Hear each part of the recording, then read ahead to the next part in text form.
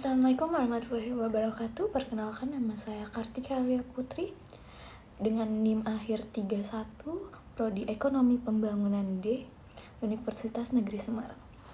Sayangnya, dampak krisis finansial Asia bagi Indonesia jauh lebih buruk. Pukulan besar nampak dari terpuruknya rupiah di kisaran Rp2.000 per dolar Amerika hingga melemah ke level terdalamnya di kisaran Rp16.000 per dolar Amerika.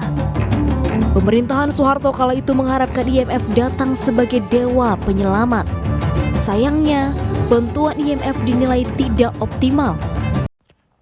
Sebelumnya, krisis moneter ini terjadi pada tahun 1997 yang menyebabkan dampak serius. Anjloknya rupiah secara dramatis menyebabkan pasar uang dan pasar modal juga terdampak gulung tikar. Bank-bank nasional juga mendadak terlilit utang. Selanjutnya saya akan menjelaskan mengenai penyebab dan dampak krisis moneter. Yang pertama, adanya tingkat depresiasi rupiah yang relatif rendah, berkisar antara 2,4% hingga 5,8% yang berada di bawah nilai tukar nyatanya, yang mengakibatkan harga barang impor menjadi relatif murah dan produk dalam negeri relatif mahal. Yang kedua, ada IMF tidak membantu sepenuh hati dan terus menunda pengucuran dana bantuan yang dijanjikan dengan alasan pemerintah tidak melaksanakan 50 butir kesepakatan dengan baik. Yang ketiga, ada terdapatnya keterkaitan yang erat dengan yen Jepang yang nilainya melemah terhadap dolar AS. Setelah Plaza Accord tahun 1985, kurs dolar AS dan juga mata uang negara Asia Timur melemah terhadap yen Jepang. Selanjutnya, yaitu siapa sih yang terkena dampak paling besar terhadap krisis ini? Tentunya, krisis ini sangat dirasakan oleh masyarakat Indonesia secara luas, terutama mereka yang berada di kelas ekonomi menengah ke bawah.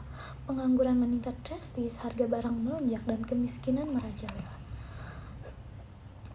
Selanjutnya, pemerintah mengambil kebijakan pada saat krisis moneter tersebut, yaitu yang pertama ada makroekonomi.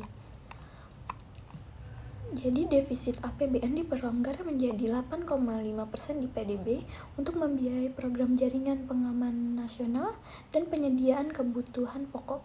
Yang kedua, memperbaiki sistem perbankan. IMF dan Indonesia sepakat untuk menutup beberapa bank yang bermasalah. Selain itu, untuk melakukan restrukturisasi perbankan nasional secara menyeluruh, pemerintah Indonesia mengambil langkah berikut, yaitu pembentukan Badan Penyihatan Perbankan Nasional atau BPPN. Yang kedua, ada program restrukturisasi perbankan. Yang ketiga, ada peningkatan pengawasan perbankan. Yang keempat, ada rekapitalisasi bank-bank. Yang kelima, ada privatisasi bank-bank. Selanjutnya, kebijakan ketiga yaitu restrukturisasi utang swasta. Tim penyelesaian utang luar negeri swasta berhasil mencapai kesepakatan yang mencakup pembiayaan perdagangan, pinjaman perusahaan swasta, dan penyelesaian pinjaman antar bank. Selanjutnya, bagaimana kondisi Indonesia pada saat krisis tersebut? Pada Agustus 97, rupiah mulai bergerak tidak seperti yang diharapkan. Rupiah tidak hanya bergeliat dalam posisi negatif, tetapi lebih dari itu, ia bergerak tanpa arah. Setelah itu, pada September 97, Bursa Efek Jakarta atau yang sekarang dikenal sebagai Bursa Efek Indonesia mencapai titik terendahnya untuk membayar hutang mereka. Perusahaan yang meminjam dalam dolar harus menanggung biaya yang lebih tinggi. Selanjutnya, pertumbuhan ekonomi setelah krisis moneter Indonesia. Pemerintah Indonesia mengambil beberapa kebijakan untuk memulihkan pertumbuhan ekonomi pada saat itu. Yang pertama, Bank Indonesia mengambil langkah-langkah untuk memperkuat mata uang rupiah dan menstabilkan nilai tukar. Ini juga